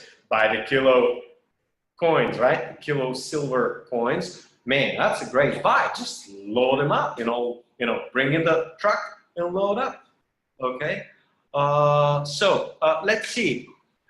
Big names are telling us that the global financial crisis will happen no later than 2020. Well, I would guess with the first big earthquake in February, the big crash will be happening in just a couple of months. Now, from the earthquake in February 2007 and later July, August in 2007, until the crash was in 2008, the lag was about 13 months. So now we may have a 13-month lag, but we may have only 6-month lag. We may only 3-month lag. Again, it's very hard to predict from this first VIX shock. We cannot predict exactly the transmission mechanism, whether it's going to be 3 months or 13. But if I were you, I wouldn't risk it. And I'll tell you guys, I sleep very well. I don't worry what crashes, how much, and what not. So Jim Rogers, Mike Maloney, okay, Peter Schiff, yes, they're all telling us, yes, will happen no later than 2020. I would say, my good, intelligent, educated guess, it would be happening based on the February events and based on the VIX spike from 10 to 50. I would say it's going to be happening anywhere in the second half of this year. Again, exactly when, hard to know. I wouldn't know. How? I don't know. Yes. Silver, okay, safer than the country. Open private banks, not Credit Suisse, but cantonal banks. Okay, if you just want to keep your money in a Swiss bank, yeah, I would do that. I would actually, again, question is how much you have. If you have 5 or 10 or 20,000, don't even bother, going to Switzerland. If you got 1 million euro, yeah, you can put in 100,000 in a Swiss bank. It's a diversification. You should diversify not across asset classes, stocks, real estate, gold, cash, possibly bonds. You should also diversify across different jurisdictions.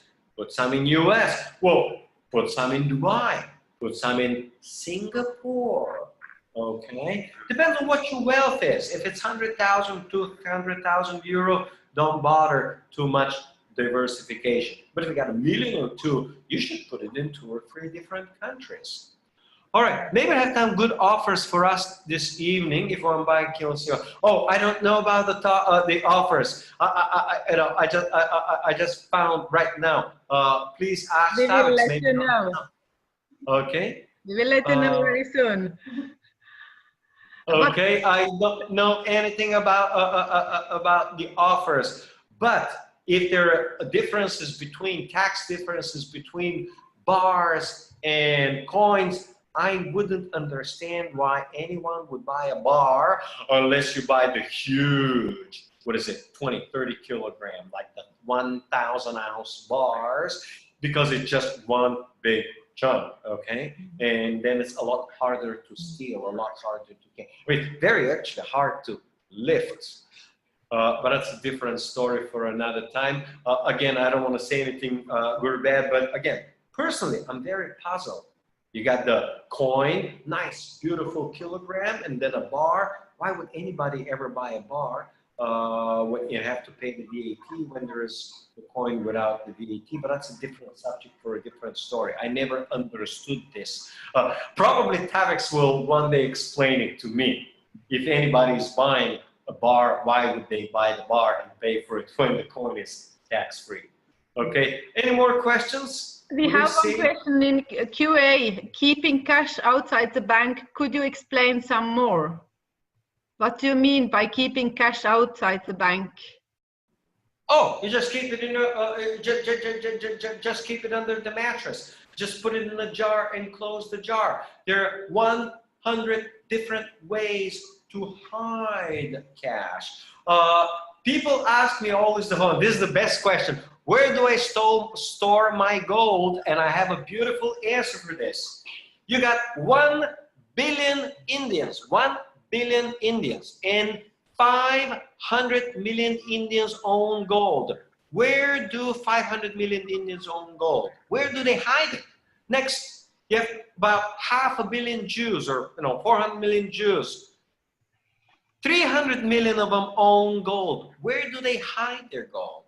You have 1.5 billion Chinese. 300 million Chinese own gold and hide it. Where do they hide it?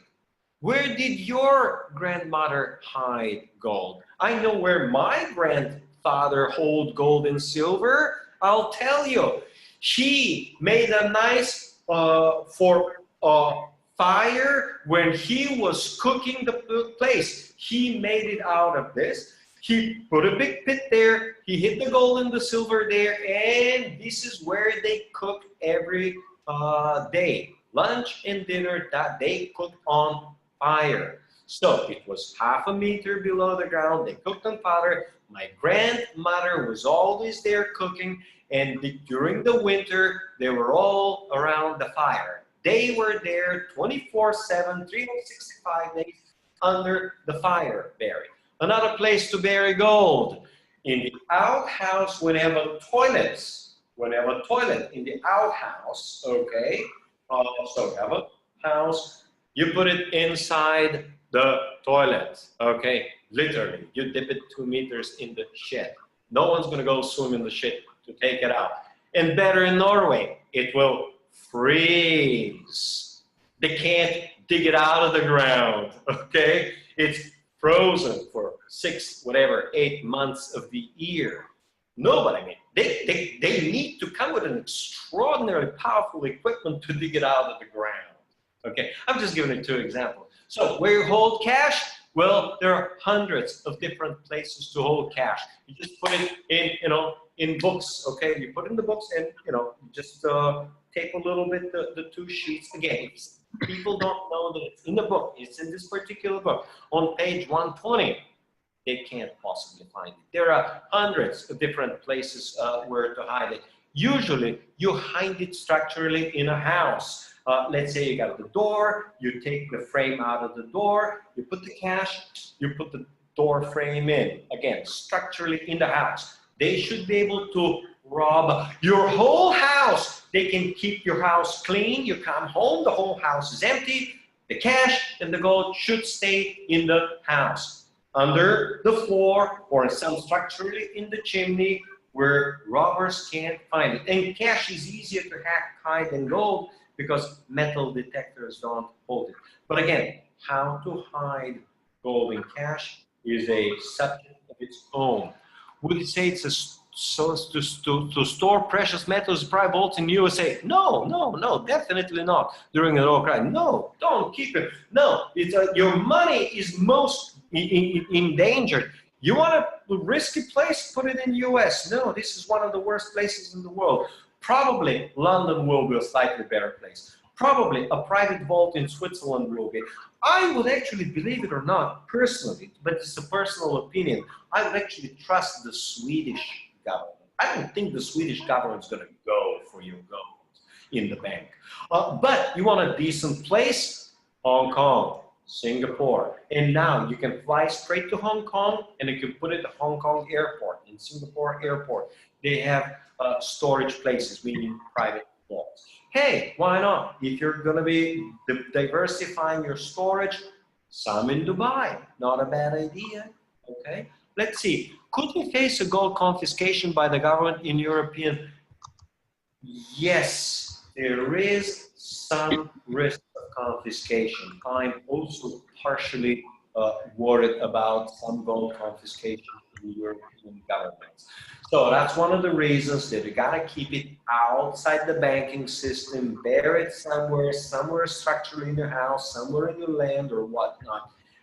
And so forth. Oh, another great example comes that just came to mind. How they hide gold.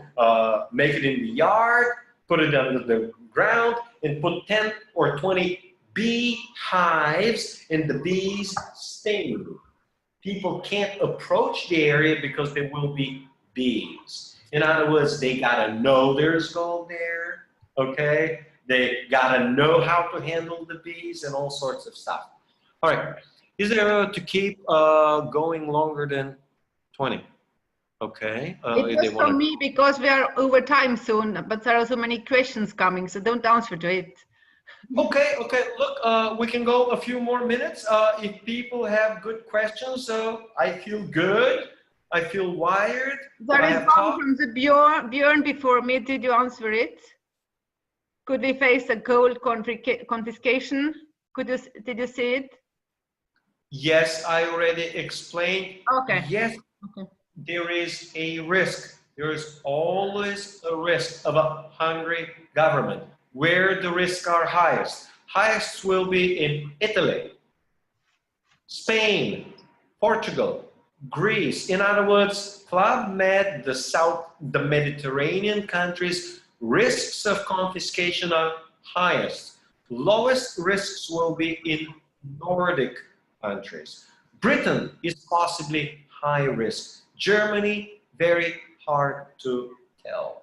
I cannot, you need something. Germany is the hardest country to read.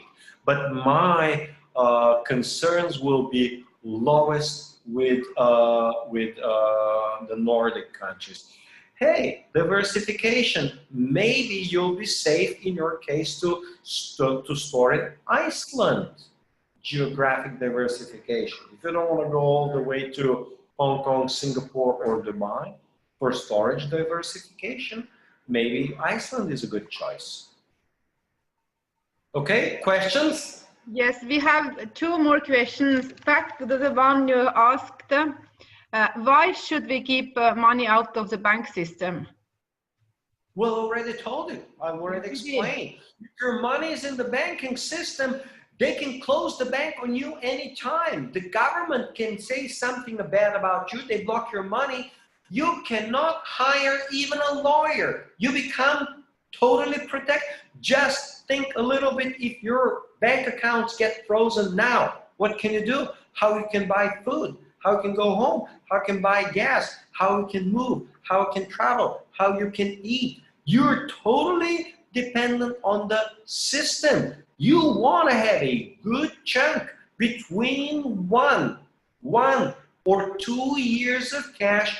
You need to have reserves in cash outside the banking system. If anything happens, you can run, meaning buy food and electricity and basic living expenses for at least 1 year. You need to have it in cash. You don't want to risk anything. And suppose the government says, you're a criminal. They saw you with some person. You're a criminal. They freeze your account. You're hopeless. You're defenseless. You cannot do anything against your government, okay? If your money accounts are frozen. So you definitely want to keep a good chunk outside for your safety, for your protection. Let's not forget that one of the countries with the best property rights against confiscation was pre-Nazi Germany. The German society had iron laws, there was law, there was order. Concepts like confiscation, concepts like Nazism would have been unthinkable just 5-8 years before Hitler came to power. Actually, before Weimar Germany, before World War I. These things would have been unthinkable. And think what Germany transformed itself from, let's say, 1913 to 1923 or 24 until Hitler came to power. So this could see. So the banks can't close. Our seller goes into bank. Please call Greece. Please. The Greeks had their salaries going to the banks. The banks can't close. Sure they can. If the money is not there, of course they would close. The Greek banks close. The Cypriot or the Cypriot banks close too. What do you mean they can't close? Without cash, it's very easy to close. I mean, there is no bank. There's nowhere to go. Yeah, I'm honestly puzzled when they say the banks can't close. They can close at any time. They can close tomorrow morning. Okay, now in your case, the government could possibly print the currency and give it to the bank, but it will just result in a currency depreciation. They can get your money, but it will be severely depreciated. But I'm very surprised when people say the banks can't close. I mean, sure they do. I mean, banks closed in America. Why wouldn't they close in Norway? The banks have before closed in Britain, sure, many times in British history. Why wouldn't they? The Greeks have their money in their pockets now. I've never seen so big rolls of money. Correct, yes, of course. But they have it after they got burned. And that's my point. Thank you very much for that second comment, Raymond. Yes, they got it after they got burned, after the banks closed, after they could not access their money from the bank, after they said you can withdraw only 60 euro per day. Yes, so the Greeks now have it, but they lost a lot. Same thing with Cyprus. And all I'm saying, don't become like the Greeks. Be prepared. Stay with a good chunk outside of the financial system. So if things go bad, you are prepared.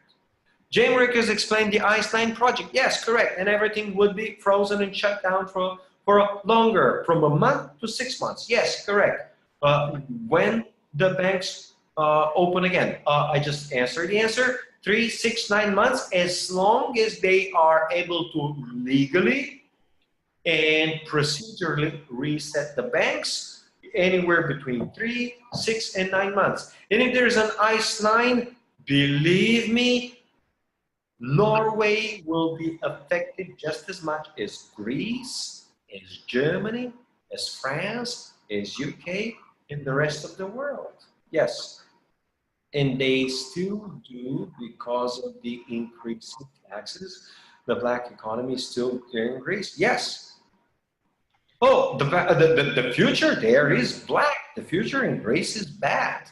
The question is, when you compare your economy to Greece, how much better are you? In terms of government debt, you're a little better. In terms of personal debt, you're just as bad as Greece. In terms of corporate and business debt, you're just as Greece. So, in terms of a real estate bubble, you're worse than Greece. So, yes, you're slightly better than Greece, but not a lot better. Slightly better than Greece, but not a lot better. Well, Norway is slightly better than all of Europe, but that's, again, a different topic. So, and still do have, okay, increase in tax in Norway, bank security fund. Please, believe me, don't trust bank security funds. Bank security funds are usually empty. I'll tell you about the American Bank Security Fund. It's less than 0.1% of all deposits. 3 big banks gone, and the security bank fund in America is gone. In Bulgaria, the security fund has exactly funds for 1.5 small bank. If a mid-sized bank goes bankrupt, the fund goes bankrupt. Now, it gets better than that. The security fund invests its money in the commercial banks. This is insane. So the security fund puts the money in the commercial bank. If the commercial bank goes bankrupt, the fund is bankrupt because the money of the fund is in the commercial bank. Okay, do you understand the circularity? Okay, anyway, they can guarantee, oh please, I will guarantee today, now, to each Norwegian, 1 billion. 1 billion. Do you trust me? The answer is no, you don't trust me. A guarantee is worth only as much as capital behind it. A bank can guarantee 1 trillion, but if they have a little capital, it is not worth much. In other words, they can guarantee 10 million, they can guarantee 100 million, they can guarantee 1 billion. It doesn't matter what they guarantee.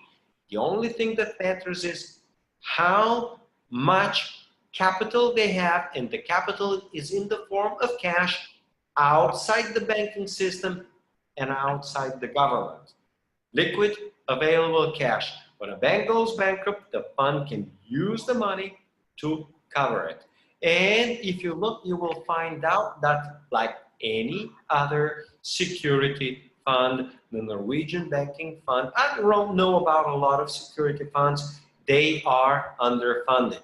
Usually between 0.1 and 0.5%, and not enough for 2 or 3 mid-sized banks. Is there any hope for SDR? No, there is no hope, because there is no government that stands behind, and there is no future. You don't want SDR, I don't want SDR. SDR is in pretty much nobody's interest except for the international elite, except for the Davos crowd, except for the some international bankers, and maybe just the ultra elite in the IMF. The IMF loves FCR.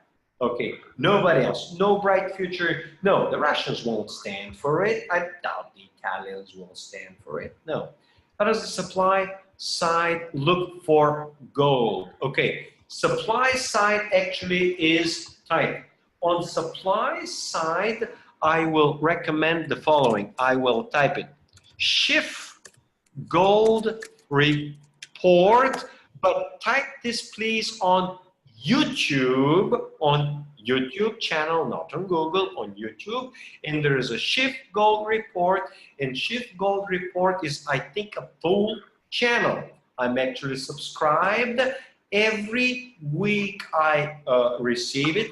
Shift Gold report is beautiful because it's only 10, 12, 13 minutes per week. Only once per week, only coming on Fridays. It is a very well summarized. If you're into gold, I highly recommend that you subscribe it. 10 or 15 minutes of a weekly summary, a little bit of markets of gold. They go a lot into supply and demand, and just last week they reported on to specifically the supply demand market conditions for gold. So overall there, and they went into very good numbers of supply, of demand, and what is now known as peak gold. And peak gold is a concept very similar to peak oil that we are approaching, or that we're close to, the highest possible annual supply of gold. An annual mining supply of gold is tiny. It is barely less than 1% of total supply of gold. That's the annual increase in gold. And overall demand is good. Overall, hey, here they are. I'm in Dubai. They are crazy about gold. My Filipina girlfriend, she says, I want gold ring. Oh, then I want gold earrings. And then she says, oh, I want gold, what was it? Gold earrings. Oh, gold necklace. And then she says, now I want a gold pendant. So I've been buying and buying and buying gold. I mean, they're 1 or 2 grams, but they're all like that. They want gold. I mean, Philippines, Thailand, India, China, the Arab world, the Jewish world, they're all crazy about gold. They all want gold. I'm here, my students, they all wear gold Rolexes, only gold-plated Rolexes, where I'm teaching here at night. They don't respect anything else, only gold. I hope you understand. So, are all central banks, including Norway, raising interest rate just to be able to lower them again? Yes, this is kind of like, yes, that's what Jim Rickards says, and yes, that's basically also my belief. And they should have done raising interest rates 5, 6, 7 years ago. They should have done it. The crisis was in 2008. By 2010, 2011, they should have begun raising interest rates. They desperately need to, it's called in English, to reload the chamber. In other words, they need to raise them in order to be able to lower them. Because if the next crisis comes, when it comes, and the next economy slows down, the first main tool for the last 100 years of central bank monetary policy has been lowering interest rates. And confidence could very quickly evaporate if they start out with 1% and there is no room to lower. At that point, there may be a loss of confidence. And again, 1% interest rates, again, let me clarify. Raising the interest rates so that they can lower them is not the only reason. There is a second reason. Ultra low interest rates, very well understood, causes stock market bubbles, practically all over the world. Real estate market bubbles, practically all over the world. Junk bond bubbles, market bubbles, all over the world. In other words, these low interest rates, they're causing a whole bunch of bubbles all over the problem, a whole bunch of financial problems, and they need to raise the interest rates anyway, meaning to normalize interest rates. They can't keep interest rates ultra low forever. Sooner or later they have to do it. They didn't do it sooner, 1 or 2 years, when they should have in 2011. So they're trying to do it 2018, 17 and 18. Yes, Gene Rickards is partially correct, but central banks recognize all the bubbles, and they recognize all the problems, and they recognize that low interest rates are too much trouble anyway. Okay, let's see. Do you think we can enter an era where future generations don't see any value in gold? Yeah, again, please repeat. If? Do you think we can enter an era where future generations don't see any value in gold? Of course they will see. This is the culture here. This is where I am.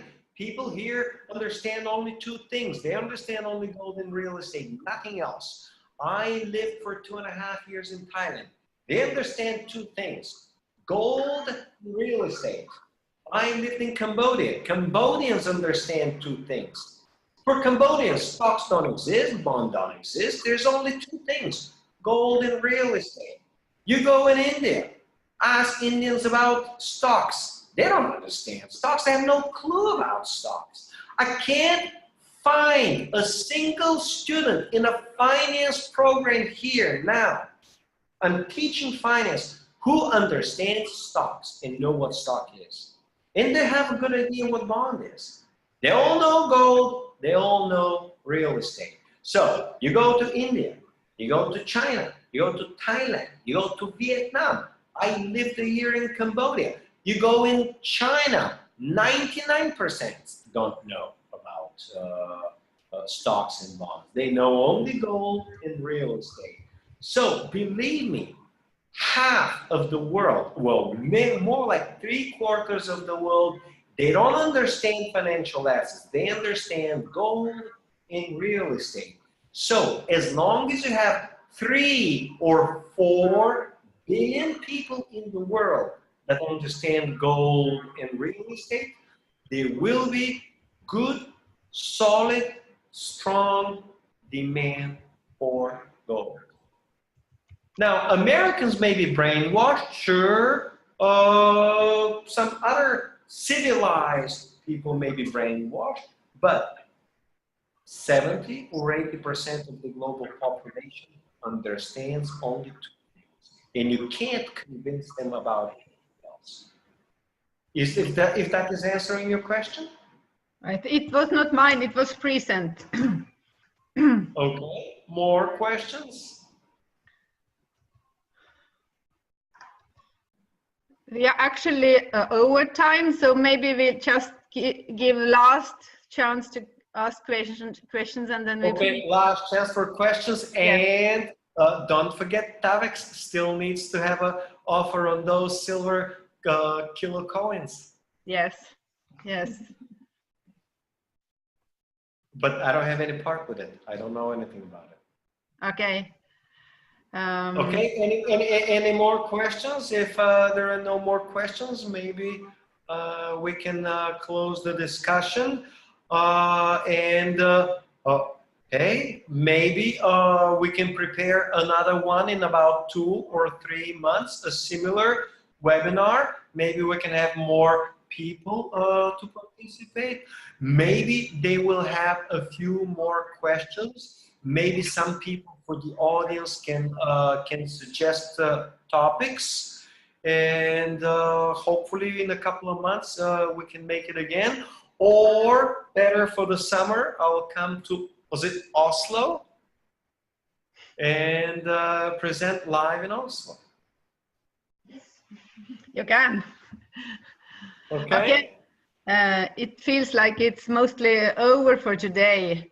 So I would present our offer for today. I do it in English, so you can join us, Krasimir, as well. In our homepage, we will send you links by email, but we have something called for investor picks. And investor picks are already packages which we have been given great discounts, but we are giving more for all you who were joining us tonight. So you will get 0.5%. 0.75% discount on these packages on investor picks. And you need to use the code word ja til kontanter. You will all get it in email as well, so you don't need to remember all details, but this is our offer to all you. And I hope you will feel happy about it. And now I have the last task to you, Krasimir, in order to figure out who is getting this surprise. Okay. Could you please tell me a number between 1 and 53? Oh, the middle number. Pick the middle number. So from 1 to 53, if you divide 52 is 26, so the 27th. 27. The middle. The 27th person. I mean, I could have picked number 2 and that would be me. Yes. Okay, you say 27. Yes, but if there's no 27, I'll pick number 2. That will be me, so I can get that one too. Okay, then I ask, is Øyvind Moe with us? If he is, he will be the lucky one. If not, we will find a new number.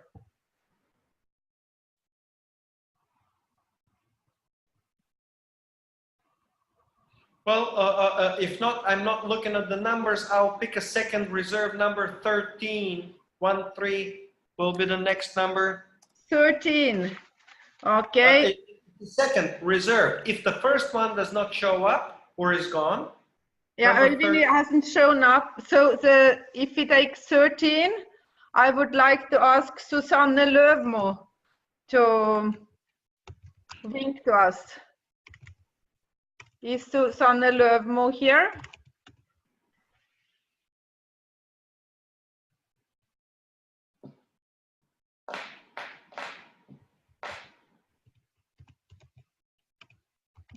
No. Sorry. So let's take the third chance. All right. Well, let's get an early number, like number 3. If it's not a TAVEX or internal person, who's the third? Who's the early bird? The third one is Andre Gjertsen. As long as that person is a guest. Well, why don't you give it to the person who asked the most questions? All right. Okay. Number 3. No? No? Let's try one more and then. Okay, let's try just last one. And then the most active one. You want me to pick another number for you? The last one, and if the person don't show up, we will figure out who was asking the most of questions. Okay, please do. Oh, Raymond says he agrees. Barsti says it's okay that he can take it. Nice to hear. Oh, they're joking, right? Yes. Okay. So last number, please, Krasimir. Oh, one more number. Okay. Yeah, how the many? last one. The last one. Let's try 37. 37. Okay. 37. It's okay. I'm just picking. It's called odd numbers. It's Henriette Horn. If not the next one, I'm picking randomly immediately number 4.